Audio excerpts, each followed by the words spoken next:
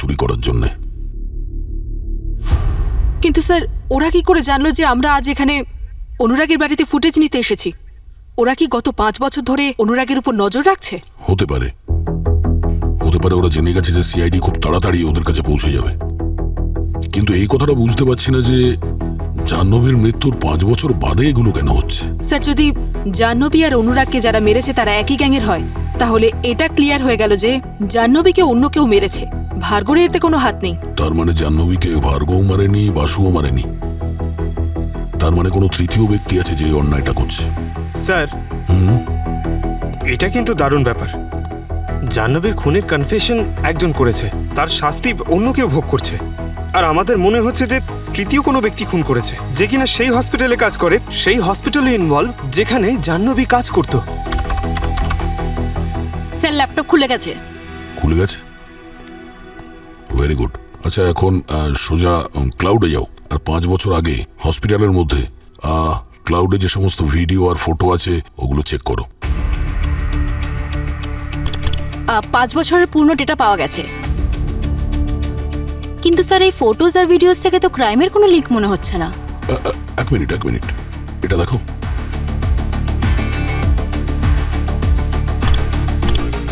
এটা দেখো, এই যে লোকটা পেছনে দাঁড়িয়ে আছে, এ তো সে না, ইন্সপেক্টর মনোহর, যে বাসুকে অ্যারেস্ট করেছিল।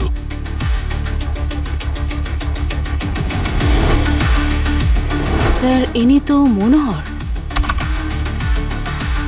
আর উনি তো অনেকগুলো ফটোতেই আছেন। তার মানে ওই ঘটনায় 5 বছর আগে জাহ্নবী যখন হসপিটালে ছিল, এই ইন্সপেক্টর মনোহর সবসময় ওখানে যাতায়াত করতো। স্যার, মনোহর তো এই বিষয়ে আমাদের কিছু বলেনি, আর ওর কেস ফাইলেও তো এরকম কিছু মেনশন করা নেই। আচ্ছা, এরকম নয় তো যে এই ইন্সপেক্টর মনোহরই অপরাধীদের সঙ্গে জড়িয়ে আছে? ও যে কোনো রকম ভাবে হোক বাসুকে জাহ্নবীর খুনে ফাঁসিয়ে দিয়েছে আর জেলে পাঠিয়ে দিয়েছে। 5 বছর আগে এই ঘরেই আর এখানে জাহ্নবীকে খুন করা হয়েছিল।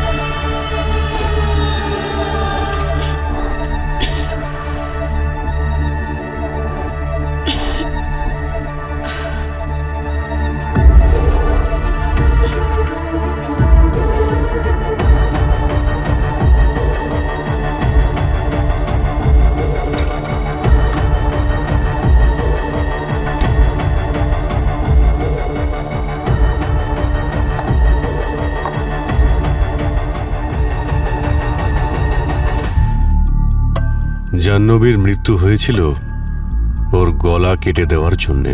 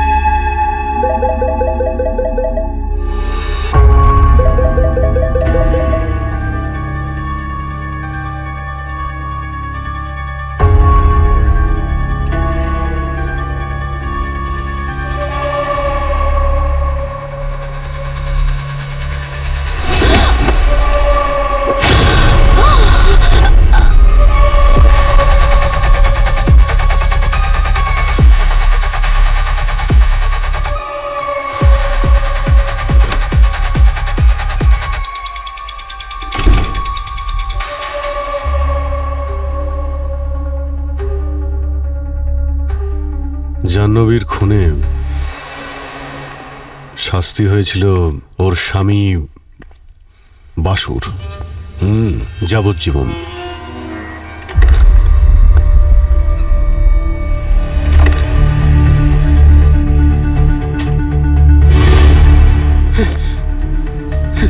জাহ্নবী, জাহ্নবী, সব কি করে হলো?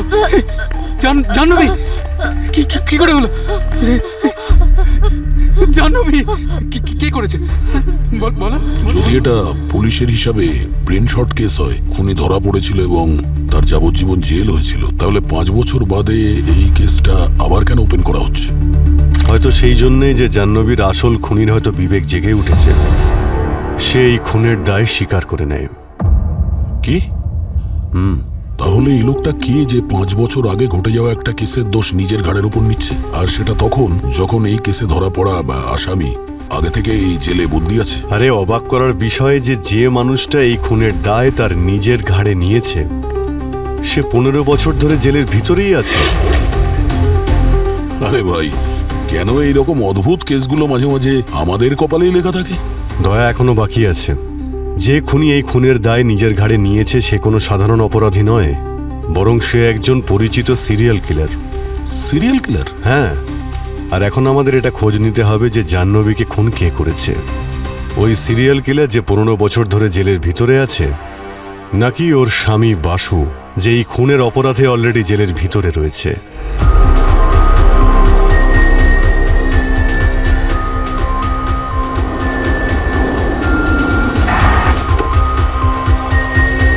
স্যার, এই সিরিয়াল কিলার ভার্গব তো খুবই ঘাটতেরা লোক স্যার। হ্যাঁ স্যার, অদ্ভুত ডিমান্ডর। বলছে আমি কারোর সঙ্গে কথা বলবো না, শুধু এসিপি প্রদ্যুমনের সঙ্গে কথা বলবো। সেটা এই কারণেই যে 15 বছর আগে আমি ওকে গ্রেপ্তার করেছিলাম। স্যার, এই ভার্গব খুব নির্মমভাবে 11 জন মেয়েকে খুন করেছিল, আর 12 নম্বর জনকে খুন করার আগে আমি ওকে অ্যারেস্ট করেছিলাম।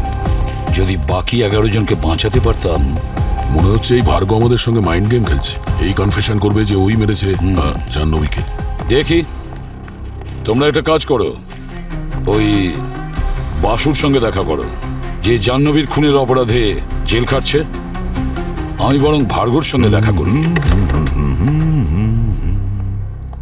আরে আসুন আসুন, এসিপি প্রদ্যুমন স্যার, আপনার জন্যই অপেক্ষা করছি।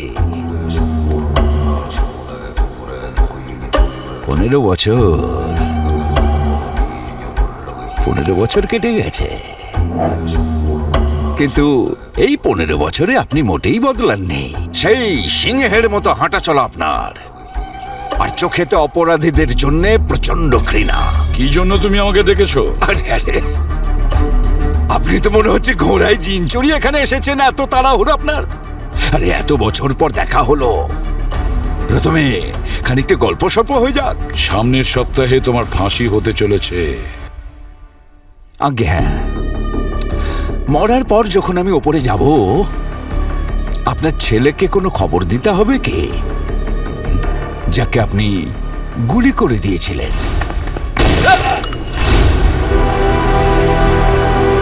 ভার্গব, আমার ছেলেও তোমার মতন একজন অপরাধী ছিল। তার মৃত্যুতে আমার কোনো অনুতাপ নেই, আর তোমার মৃত্যুতেও আমার কোনো আফসোস থাকবে না। মৃত্যুকে আমি মোটেই ভয় করি না স্যার, মৃত্যুকে তো আমি মুক্তি মনে করি। মৃত্যুকে আমি মোক্ষ লাভ ভাবি। আমি মনে করি মৃত্যু মানে আমার একটা স্বাধীনতা। শরীর মরে যায় স্যার, কিন্তু আত্মা কখনো মরে না, আর মরে না ভাবনাটা। বাসু, পুলিশ তোমার গাড়ির ডিকি থেকে রক্ত মাখা একটা ছুরি পেয়েছিল, যার মধ্যে জাহ্নবীর রক্ত লেগেছিল। আমি জানি না স্যার যে ওই ছুরিটা ওখানে কে আর কেন রেখেছিল। ওই ছুরিতে তোমার আঙুলের ছাপ ছিল। আচ্ছা, তোমারই ফিঙ্গারপ্রিন্টের ছুরি তোমার গাড়ির মধ্যে কেউ কি করে রাখবে?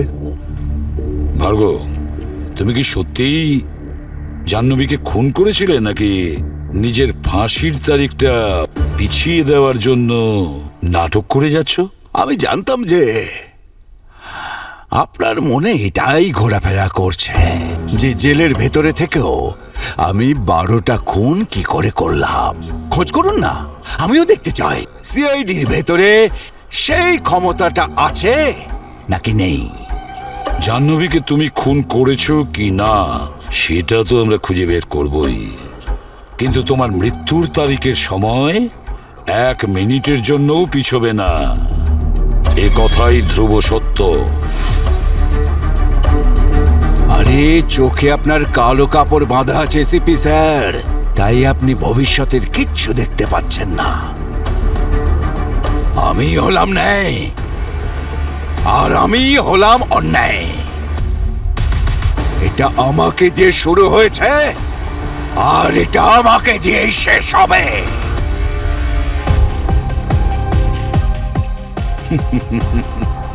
ভার্গো, বাসু, তুমি যদি সত্যিই নিজেকে নির্দোষ মনে করো তাহলে আমাদের সবকিছু প্রথম থেকে বলো। কি হয়েছিল সেদিন যেদিন জাহ্নবীকে খুন করা হয়? স্যার, সেদিন যখন আমি অফিস থেকে বাড়ি ফিরলাম, আমার স্ত্রী জাহ্নবী তখন মেঝেতে কাতরাচ্ছিল। ওর গলায় ছুরির আঘাতের চিহ্ন ছিল। জাহ্নবী, কে করেছে এটা? জাহ্নবী, বলো কে করেছে, বলো আমাকে। পুলিশকে ফোন করতে হবে।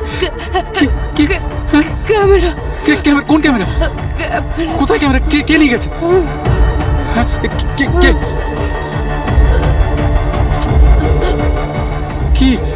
কি জাহ্নবী, ওখানে কে? বইগুলো। আমি আমার জাহ্নবীকে খুন করিনি, কিন্তু আদালত আমার কথা বিশ্বাস করলো না। এই আদালত মিস্টার বাসুকে যাবজ্জীবন কারাদণ্ডে দণ্ডিত করছে। The court is adjourned. Basu, একটা কথা বলো, মারা যাওয়ার সময় জাহ্নবী তোমাদের বুক সেলফের দিকে ইশারা করছিল। তোমার কি একবারও মনে হয়নি ওই বুক সেলফটা দেখি, বইগুলো দেখি? স্যার, আসলে জাহ্নবীর হঠাৎ করে চলে যাওয়ার ফলে আমি বুঝতে পারছিলাম না কি করব। আর তারপর তো আমাকে জেলে পাঠানো হলো। আমি তো সময় পাইনি ওর বুকশেলফ চেক করার। কতগুলো বই ছিল ওই সেলফে? স্যার, বই তো ওখানে অনেকগুলো ছিল, কারণ জাহ্নবীর পড়ার আর ওই ক্রাইম পাজল সলভ করার খুব শখ ছিল। এখন ওই বইগুলো কোথায়? স্যার, ওই ঘটনার পর তো জাহ্নবীর সমস্ত জিনিসপত্র ওর বোন দিশা নিয়ে চলে গেছিল। স্যার, আমি দিশাকে কন্ট্যাক্ট করার চেষ্টা করেছি, কিন্তু ওর ফোন বন্ধ। আর ও ইন্ডিয়াতেও নেই। ওর কোম্পানি বলছে যে ও 2-3 দিনের মধ্যে ফিরে আসবে। আচ্ছা, স্যার, হ্যাঁ। স্যার, ইনি ইন্সপেক্টর মনোহর। 5 বছর আগে উনি বাসুকে অ্যারেস্ট করেছিলেন। হ্যালো এসিপি স্যার, খুব ভালো লাগলো আপনার সঙ্গে দেখা হয়। এই হলো কেসের ফাইল। আচ্ছা মনোহর বাবু, আপনার কি মনে হয় যে জাহ্নবীকে খুন মিস্টার বাসুই করেছে? 100% স্যার। বাসুকে দেখে যতটা সহজ মনে হয় ততটাও সহজ কিন্তু নয় স্যার।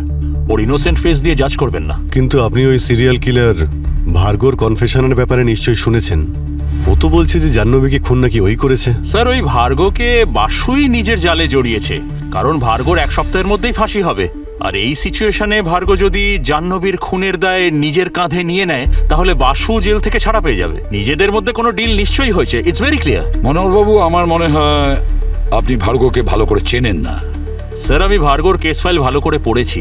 11টা খুন করেছিল না?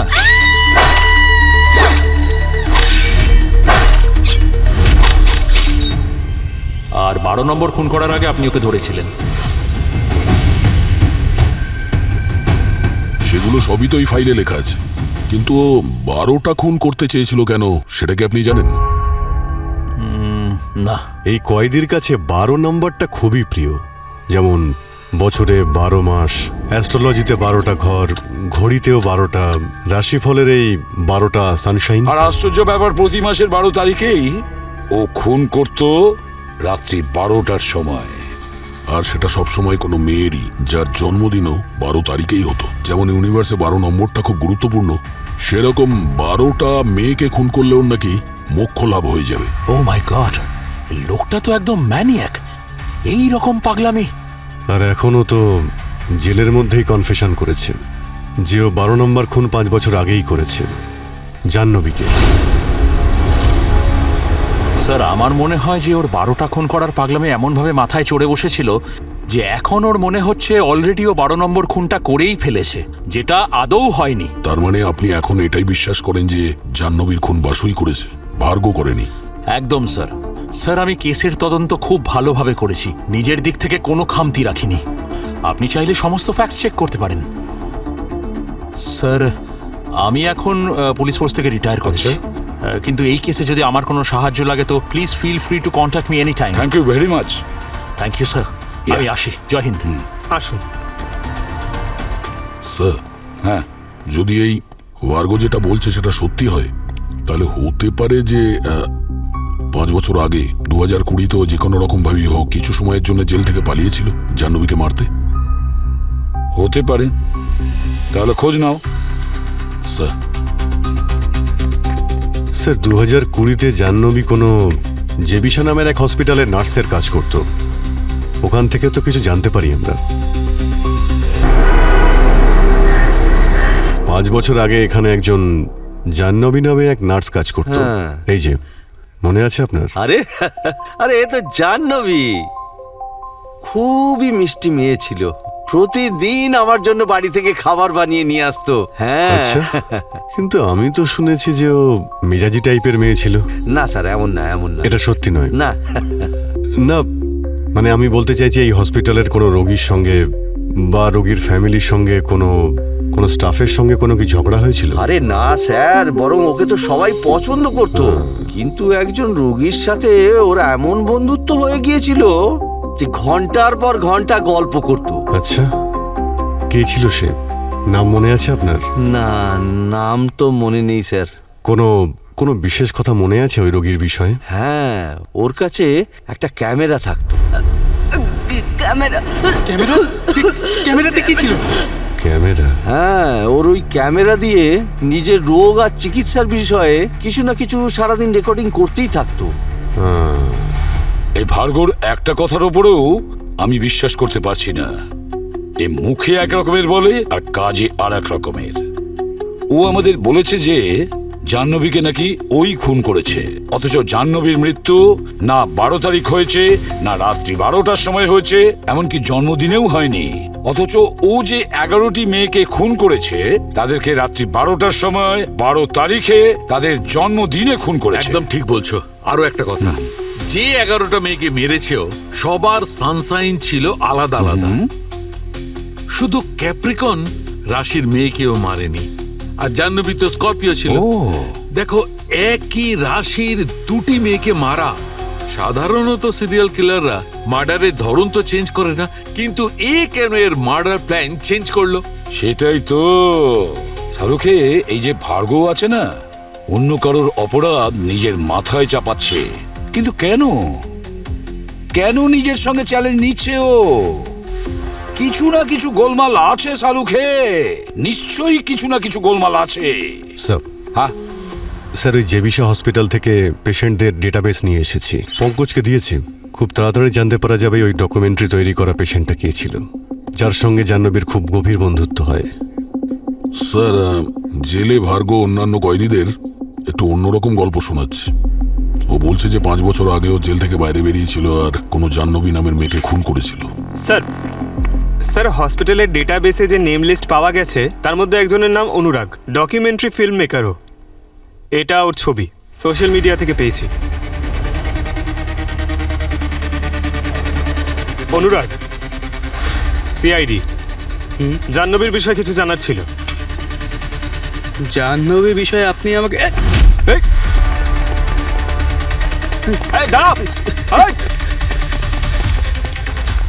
দাঁড়া বলছি, পালাবি কোথায়?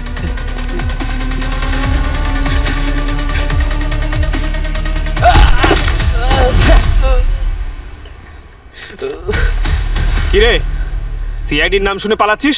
ছোঁয়াছুঁই খেলছিস নাকি? স্যার, আমি এর জন্য পালাচ্ছিলাম না যে আমি কোনো অপরাধ করেছি। আমি এর জন্য পালাচ্ছিলাম যাতে আমার মা বাবা সুরক্ষিত থাকে। তার মানে? হসপিটালে আমি আমার সময় কাটানোর জন্য নিজের চিকিৎসার উপর ডকুমেন্টারি করব বলে ভেবেছিলাম। জাহ্নবী আমাকে সাহায্যও করেছিল। ওই সময় আমি ওকে ক্যামেরা অপারেট করাও শিখিয়েছিলাম।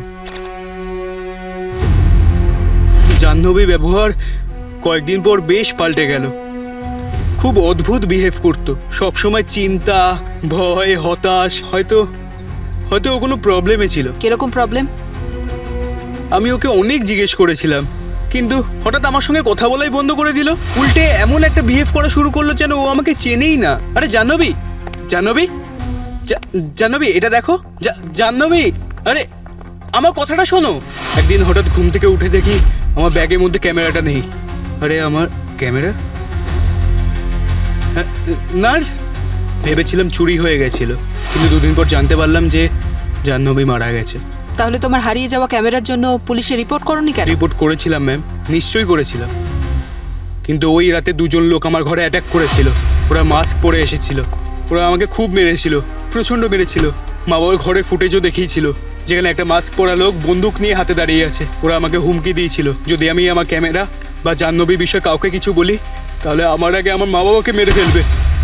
আচ্ছা অনুরাগ, ওই সময়ের কোনো ফুটেজ আছে তোমার কাছে? কোনো ফটোস, ভিডিওস, যা খুশি? আমি ওই ঘটনার পর আর কোনোদিন চেক করিনি। হয়তো এমন হতে পারে ক্লাউডে অটো সেভ হয়ে আছে।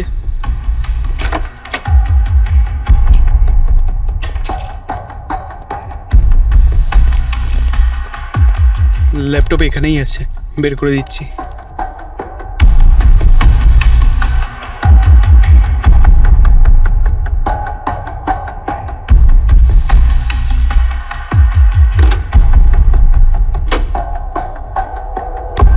হয়তো ল্যাপটপ বেডরুমে, আমি নিয়ে আসছি।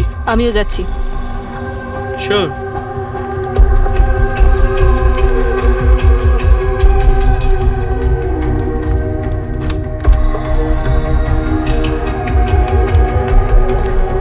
এই যে ল্যাপটপ।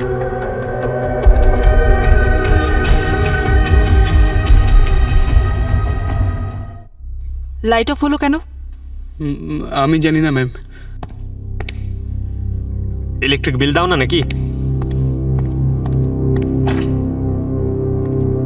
লাইট তো জ্বলছে। ম্যাম এই বন্দুক বের করেছেন কেন? আমার পিছনে এসো, পিছনে এসো, সাবধানে। এখানেও লাইট জ্বলছে।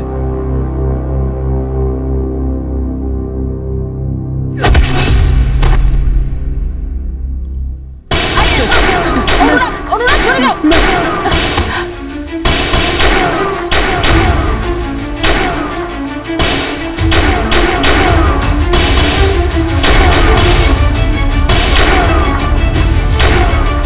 এই এই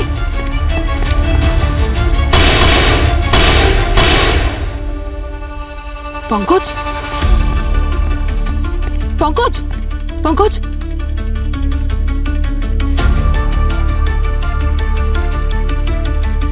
অনুরাগ, অনুরাগ, অনুরাগ, অনুরাগ। Oh God!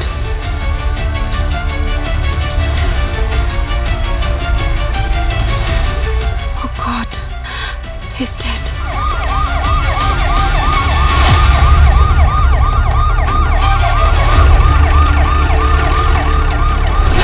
অনুরাগের উপর অ্যাটাক হয়েছে এই ল্যাপটপটা চুরি করার জন্যে। কিন্তু স্যার, ওরা কি করে জানলো যে আমরা আজ এখানে অনুরাগের বাড়িতে ফুটেজ নিতে এসেছি? ওরা কি গত 5 বছর ধরে অনুরাগের উপর নজর রাখছে? হতে পারে, হতে পারে ওরা জেনে গেছে যে সিআইডি খুব তাড়াতাড়ি ওদের কাছে পৌঁছে যাবে।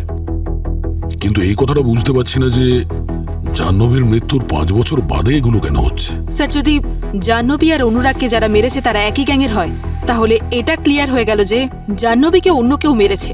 ভার্গবের এতে কোনো হাত নেই। তার মানে জাহ্নবীকে ভার্গব মারেনি, বাসুও মারেনি। তার মানে কোনো তৃতীয় ব্যক্তি আছে যে এই অন্যায়টা করছে। স্যার, এটা কিন্তু দারুণ ব্যাপার। জাহ্নবীর খুনের কনফেশন একজন করেছে, তার শাস্তি অন্য কেউ ভোগ করছে। আর আমাদের মনে হচ্ছে যে তৃতীয় কোনো ব্যক্তি খুন করেছে, যে কিনা সেই হসপিটালে কাজ করে, সেই হসপিটালে ইনভলভ যেখানে জাহ্নবী কাজ করত। স্যার ল্যাপটপ খুলে গেছে। খুলে গেছে? Very good.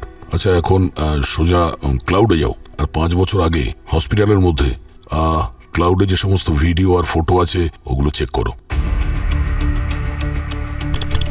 5 বছরের পূর্ণ ডেটা পাওয়া গেছে, কিন্তু স্যার এই ফটোজ আর ভিডিওস থেকে তো ক্রাইমের কোনো লিঙ্ক মনে হচ্ছে না। এক মিনিট, এটা দেখো।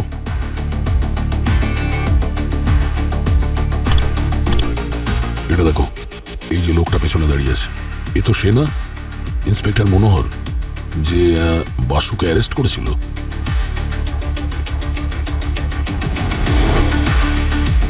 স্যার ইনি তো মনোহর, আর উনি তো অনেকগুলো ফটোতেই আছেন। তার মানে ওই ঘটনায় 5 বছর আগে জাহ্নবী যখন হসপিটালে ছিল, এই ইন্সপেক্টর মনোহর সবসময় ওখানে যাতায়াত করতো? স্যার মনোহর তো এই বিষয়ে আমাদের কিছু বলেনি, আর ওর কেস ফাইলেও তো এরকম কিছু মেনশন করা নেই।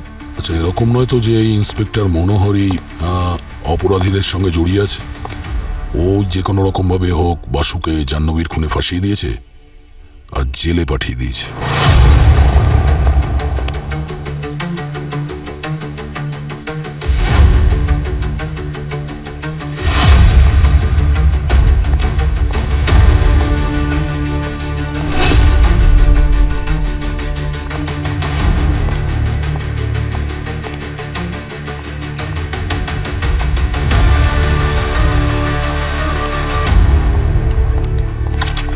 হ্যাঁ পুরবি, স্যার জাহ্নবীর বোন দিশা এই বইগুলো দিয়েছে।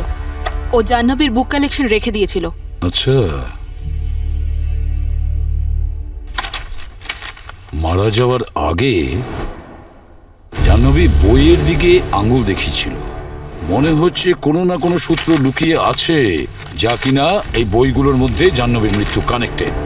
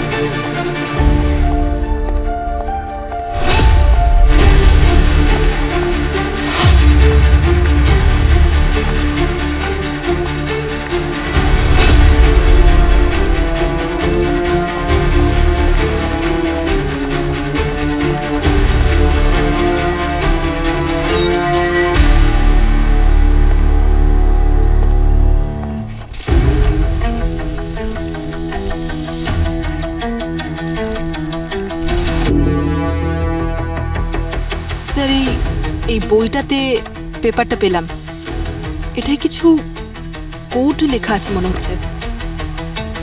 কোড বা পাজল কিছু তো একটা আছে।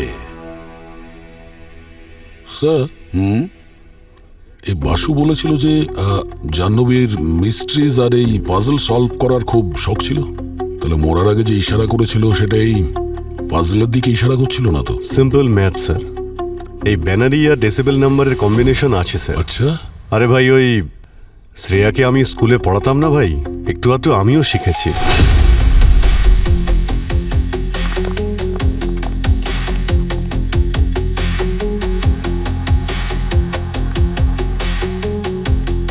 স্যার কোড অনুযায়ী প্রথম নাম্বার হলো 0.08।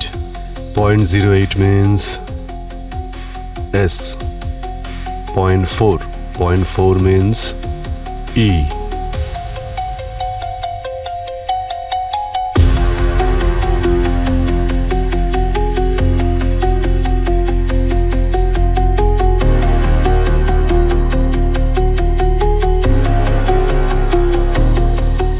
Secret agent, my web net.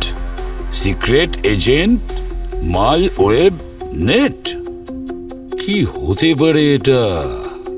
Sir এটা মনে হচ্ছে কোনো email ID. Mail ID? Secret agent @myWeb.net।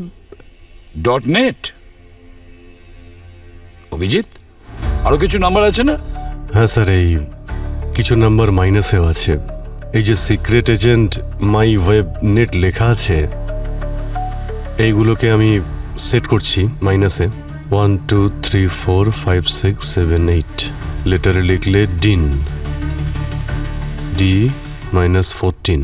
1 2 3 4 5 6 7 8 9 10 11 12 13 14। 14 minus করলে আর পাওয়া যায় টি আর মাইনাস 1 -12 -18 ই এ টি, ট্রিট।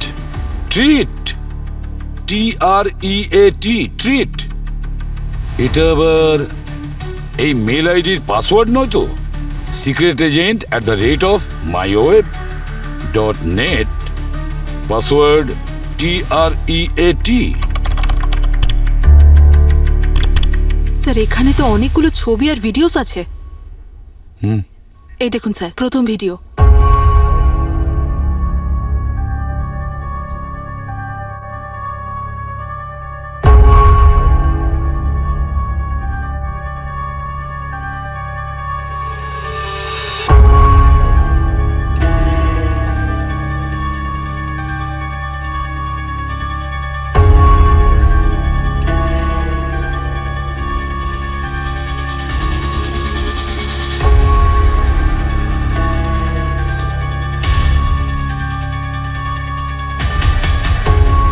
মনোহর,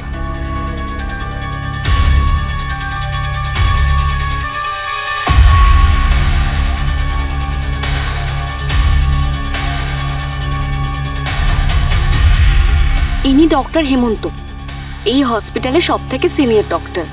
ইনি এরকম ধরনের অপরাধ করবেন আমি স্বপ্নেও ভাবতে পারিনি। আমরা তো ভাবতাম আমরা এই হসপিটালে মানুষের জীবন বাঁচাই, কিন্তু যারা জীবন বাঁচায় তারা যদি এরকম কাজ করেন তাহলে সাধারণ মানুষ কাদেরকে বিশ্বাস করবে? মৃত মানুষের অর্গানস বার করে বিক্রি করে দেওয়া হচ্ছে। এখানে নোংরা ব্যবসা চলছে। তার মানে আমরা যে কেসটাকে সিরিয়াল কিলারের 12 নম্বর খুন ভেবে চলেছি সেটা আদতে তা নয়। এরকম সত্যি যা আমরা কখনো স্বপ্নেও ভাবতে পারি না। Yes sir. Jahnavi doctor Hemant আর মনোহরের অপরাধের ব্যাপারে জানতে পেরেছিল। ও ওদের বিরুদ্ধে প্রমাণ জোগাড় করছিল। তাও সেটা আবার সেই ক্যামেরাতেই যাতেই অনুরাগ ডকুমেন্টারি ফিল্ম শুট করছিল। স্যার স্যার এইমাত্র জানতে পেরেছি ডক্টর হেমন্ত তো মারা গেছে 2 বছর আগে, হার্ট অ্যাটাকে।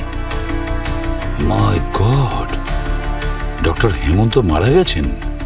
তার মানে 2 জন অপরাধীর মধ্যে একজন মারা গেছে, বেঁচে আছে মনোহর। তার মানে হলো মনোহরই এসব কাণ্ড ঘটাচ্ছে। মনোহর।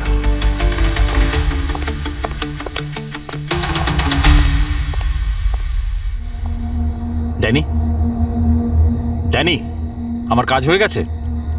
আমার পাসপোর্ট, ওই ডকুমেন্ট সব রেডি?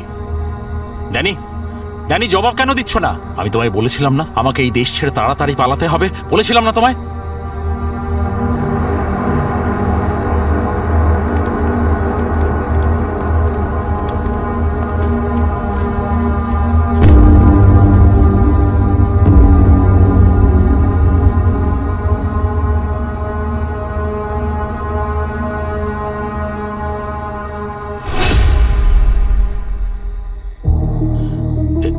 এটা কোথাকার পাসপোর্ট? জেলের। এটা কোথাকার পাসপোর্ট? জেলের। অভিজিৎ, সরি, এই রুটের সমস্ত রাস্তা বন্ধ। আমরা জানতাম তুমি দেশ ছেড়ে পালাতে চাইছো, সেই জন্য যারা নকল পাসপোর্ট বানায় তাদের পিছনে আমরা খোঁচড় লাগিয়ে দিয়েছিলাম। আর এই ড্যানি তোমার পাসপোর্ট বানিয়ে আমাদের কাছে পৌঁছে দেয়। যখন কোনো সাধারণ লোক অপরাধ করে তখন তাকে অপরাধী বলা হয়, যখন একজন আইনের রক্ষকই ভক্ষক হয়ে যায় তখন তাকে কি বলা উচিত? আসলে স্যার ভুল করেছি। এখন আপনারা যা শাস্তি দিতে চান দিতে পারেন। ভুল নয়, অপরাধ করেছো তুমি। দুজন নিষ্পাপকে খুন করেছো, জাহ্নবীকে আর অনুরাগকে। তোমার শাস্তি তো আদালত ঠিক করবে। আমি কখনো চাইতাম না যে জাহ্নবীর প্রাণ চলে যাক, কিন্তু ও যখন অর্গান ট্রেডিং এর ব্যাপারে জেনে ফেললো তখন ডক্টর হেমন্ত ওকে মেরে ফেলে। আমি মারিনি। আর একজন পুলিশ অফিসার হয়ে ও অপরাধী হওয়া সত্ত্বেও তুমি ওকে কিছু করোনি। ওদিকে একজন নিরপরাধ জেল খেটে যাচ্ছে। স্যার টাকার জন্য করছিলাম, কিন্তু বিশ্বাস করুন জাহ্নবীর মৃত্যু আমার মনকে আজও কষ্ট দেয়। এই নামা বন্ধ কর। মনকে আজও কষ্ট দেয়? তাহলে তুই আরো একটা খুন করতিস না অনুরাগের? যদি মনকে কষ্ট দিত আর কি করতাম? আমি জানতাম আপনারা যদি এই কেসের শিকড় অবধি পৌঁছে যান তো আমিও ধরা পড়ে যাব, সেই জন্য মেরে দিয়েছিলাম অনুরাগকে। কি করতাম আমি? তোমার শাস্তি তো পরে হবে, আগে তো ওই লোকটার ন্যায় বিচার হওয়া উচিত। যার জীবনের মূল্যবান 5টা বছর তুমি আর কোনোদিনও ফিরিয়ে দিতে পারবে না। স্যার, বাসু জেল থেকে মুক্তি পেয়েছে। মানছি যে ও কোনো দোষ না করেও 5টা বছর জেল খেটেছে, কিন্তু আনন্দের বিষয় এটাই যে অন্তত শেষেও ন্যায় বিচার পেল। ঠিক বলেছ। কিন্তু স্যার, এটা বুঝতে পারছি না, এই মনোহর বলছিল যে জাহ্নবীকে খুন ডক্টর হেমন্ত করেছে। তাহলে ভার্গব কেন বলছে যে জাহ্নবীকে ও খুন করেছে? মিথ্যে দোষারোপ নিজের ঘাড়ে নিচ্ছে। সেটাই তো অভিজিৎ, ভার্গব কিন্তু খুব ধূর্ত লোক, যা কিছু করে একটু ভেবে চিন্তে করে। স্যার, এটা ডক্টর হেমন্ত আর মনোহরের কেস ফাইলের ফাইনাল রিপোর্ট, যেটা আপনি চেয়েছিলেন। ডক্টর হেমন্ত,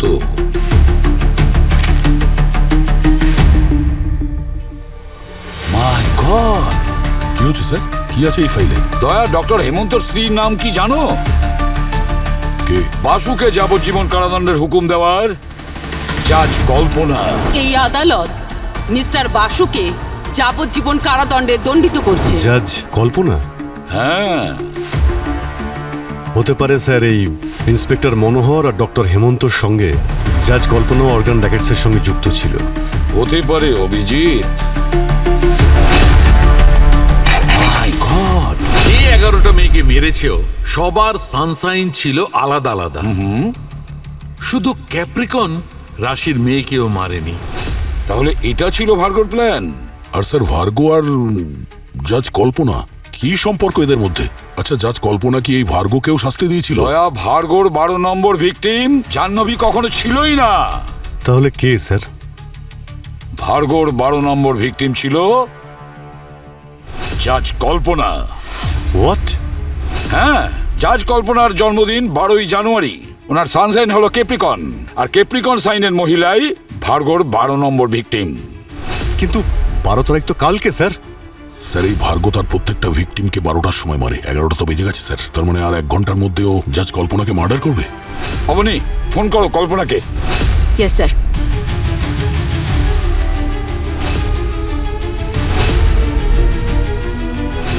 মাই গড, স্যার, কল্পনার ফোন তো সুইচ অফ।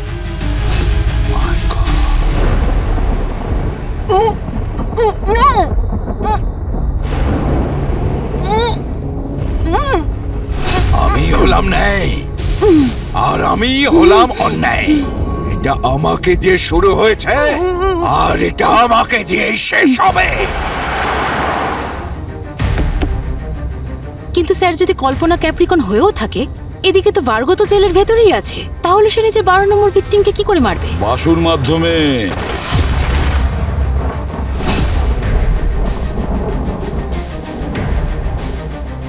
ও এটা জানতো যে সিআইডি যদি ইনভেস্টিগেশন করে তাহলে এই বাসু নির্দোষ, সেটা ওরা জানতেই পেরে যাবে। মাত্র 8 ঘন্টা বাকি, আর জাজ কল্পনা ফোনই তুলছে না।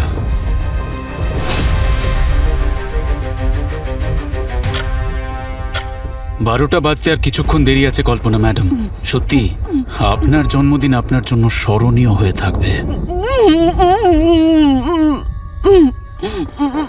ও কিছু বলতে চান আপনি? আরে ম্যাডাম, আপনাকে সাহায্য আমি করব তো।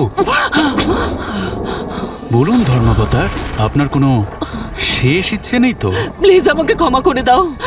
আমি জানি আমি তোমার সঙ্গে সুবিচার করিনি। আমি খুব ভুল করেছি। ভুল? না না না, কল্পনা ম্যাডাম, আপনি কোনো ভুল করেননি। আপনি অন্যায় করেছেন আমার সঙ্গে, আর তাও ন্যায়ের আদালতে। আচ্ছা, আপনি জানেন আপনার জন্মদিনটা একটা শুভ দিন। আপনার জন্মদিনে শুধু আমার প্রতিশোধই পূরণ হবে না, বরং আমার ওই বিশেষ বন্ধুর উদ্দেশ্য পূরণ হবে। কোন বন্ধু? সব থেকে ভয়ঙ্কর রাশি হলো ক্যাপ্রিকর্ন, মকর রাশি। এ ন্যায় অন্যায় কিচ্ছু দেখে না। এ মানুষকে কষ্ট দিতে খুব মজা পায়। আমার মা মকর রাশি ছিলেন। থ্যাংক গড, আমার জীবনে এরকম মকর রাশির কেউ নেই। আছে তো, ওই যে জজ কল্পনা। আরে ওনার জন্যই তো তুই আজ এখানে। তোর জীবনটাকে অন্ধকারে ঠেলে দিয়েছে। আপনার সত্যি মনে হয় যে ওই কল্পনা ম্যাডাম আমাকে ইচ্ছে করে ফাঁসিয়েছেন? আরে তা নয় তো কি রে, যদি একটা বাচ্চা ছেলেও জজ হতো না, সেও ঠিক বুঝতে পেরে যেত যে তুই জাহ্নবীকে মারিসনি। কিন্তু এই কল্পনা মনে হচ্ছে আসল অপরাধীকেও বাঁচানোর চেষ্টা করে যাচ্ছে। কিন্তু কে বলতে পারে, হয়তো ইনিই অপরাধী, ইনিই হয়তো জাহ্নবীকে মেরেছেন। আমরা দুজনে মিলে না একটা প্ল্যান বানালাম, আর সেই প্ল্যান অনুযায়ী বাইরের সবার চোখে তো আমি নির্দোষ প্রমাণ হয়ে যাব, আর আমার সেই বিশেষ বন্ধু মোক্ষ লাভ করবে। কল্পনা ম্যাডাম, এখন একমাত্র আপনার মৃত্যুই আমাদের দুজনকে মোক্ষ লাভ আর ন্যায়ের পথে নিয়ে যেতে পারে।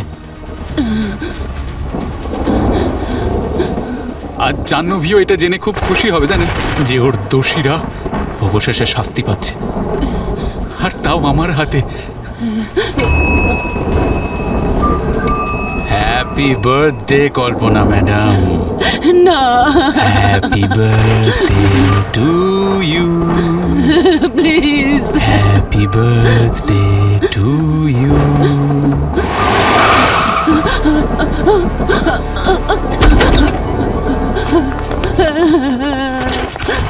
বাসু না, না। কটা বাজে?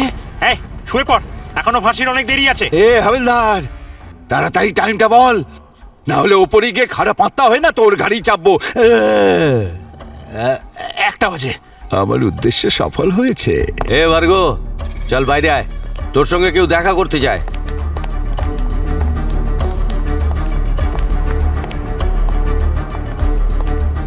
আরে এসিপি স্যার, যদি কোনো তৃষ্ণার্ত যদি 15 বছর পর তার তেষ্টার জল পায়, তাহলে সে কত আনন্দ পায়, ঠিক সেই রকম 12টা আলাদা আলাদা রাশির মেয়েদের মারবার স্বপ্নটা আজ আমার পূর্ণ হয়েছে।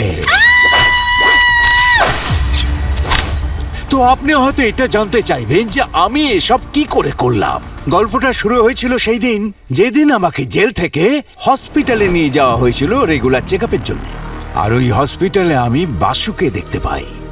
ও আগের রাতে আত্মহত্যা করবার চেষ্টা করেছিল। হয়তো অদৃষ্টই এটা চায়নি যে আমি আমার লক্ষ্যে অসফল হই, সেই জন্য বাসুকে আমার সামনে পাঠিয়ে দিয়েছিল।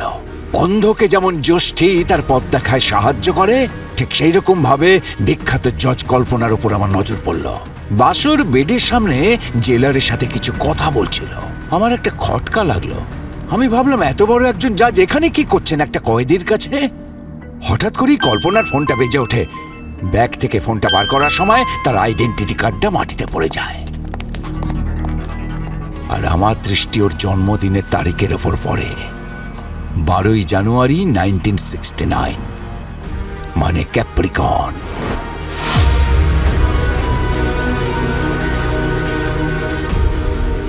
আমি বুঝতে পারলাম এটা হলো অদৃষ্টের ইঙ্গিত। একজন মহিলাকে মারবার জন্য উপহার হিসেবে আমার কাছে পাঠিয়েছেন। আমার হাতে কল্পনার মৃত্যু সেই মুহূর্তে লিখিত হয়ে গিয়েছিল। এত সহজ ছিল না। আমি এটা জানতাম যে বাসু কখনো কাউকে মারতে পারে না, আর কখনো কাউকে মারবেও না। আমি একজন শিল্পীর মতো ওকে এটা করবার জন্য তৈরি করেছিলাম। আর অদৃষ্টের খেলাটা কেমন দেখুন। বাসুকে মিথ্যে অপরাধে ফাঁসানোর আসল কারিগর ওই কল্পনা, আর আমার মোক্ষ লাভের আসল সংখ্যাও হলো ওই কল্পনা। আমি ভাবলাম, যিনি বাসুকে সাজা দিয়েছেন সেই জজ কল্পনা ওর সাথেই দেখা করার জন্য হসপিটালে কেন এলেন। আমি বুঝতে পারলাম এর পিছনে কোনো রহস্য আছে। কিন্তু আপনি আমাকে সাহায্য কেন করতে চাইছেন? আরে, তোর প্রতি অন্যায় হয়েছে মানে আমার মনে হচ্ছে যেন আমার উপরেই হয়েছে অন্যায়টা। তুই কি এটা জানিস? অন্যায় ভাবে তোকে শাস্তি দেওয়ার আসল কারিগর ওই কল্পনা। সেদিন হাসপাতাল এসেছিল যখন তুই অজ্ঞান হয়েছিলি। ওই কল্পনা এখানে এসেছিল আমাকে দেখতে? আরে, স্বাভাবিক ব্যাপার। জাহ্নবীর খুনে ওরই হাত ছিল, না হলে ও তোর কাছে যাবে কি জন্যে? ওই কল্পনা শুধু আমার সাথে অন্যায় করেনি, আমার স্ত্রী জাহ্নবীকেও আমার থেকে কেড়ে নিয়েছে। এখন তোকে ন্যায় পাইয়ে দেওয়াটাই আমার জীবনের একমাত্র লক্ষ্য। যদি তুই মুক্তি পেয়ে যাস, তাহলে আমি ভাববো যে আমিই মুক্তি পেয়ে গেছি। কি ভার্গ, 11টা খুন করার পরেও তোমার ফাঁসি হচ্ছে? 11টা নয়, 11টা নয়, 12টা। 12 নম্বর খুনের ক্রেডিট তোমাকে দেওয়া যাবে না। কেন কেন দেওয়া যাবে না? কেন দেওয়া যাবে না? তাহলে ক্রেডিটটা আপনারা ওই বাসুকে দিয়ে দেবেন?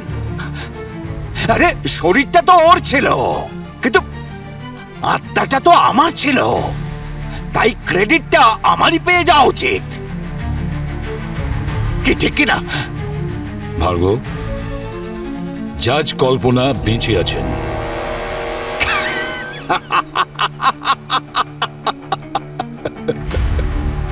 আপনারা সেই খেলাটা আমার সঙ্গে খেলছেন যা একদিন আপনাদের সাথে আমি খেলেছিলাম। মজা করছেন আপনি? আরে এটা হতেই পারে না। অবনে,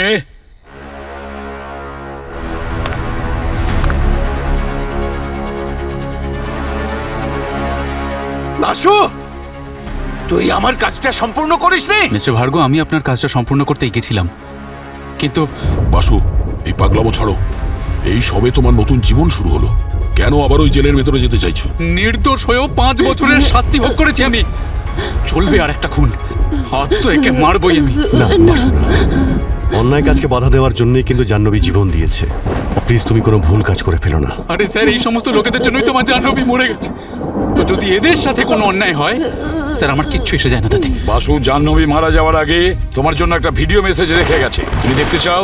তোমরা সবাই আমাকে বিভ্রান্ত করছো। জাহ্নবী আমার জন্য কোনো মেসেজ পাঠায়নি। আজ আমি একে খুন করেই যাব। না বাসু, না। এই দেখো বাসু, আমার প্রিয় বাসু, তুমি জানো তোমাকে আমার জীবনসঙ্গী কেন করেছি? কারণ তোমার মধ্যে যে সততা আর সাহসিকতা রয়েছে, যেটা আজকের যুগে খুবই রেয়ার। আমরা সাথে থাকি আর না থাকি, তুমি সব সময় সৎ পথে থেকো, অসৎ পথে নয়।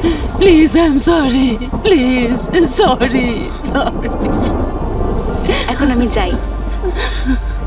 I love you. আমি তোকে ছাড়বো না।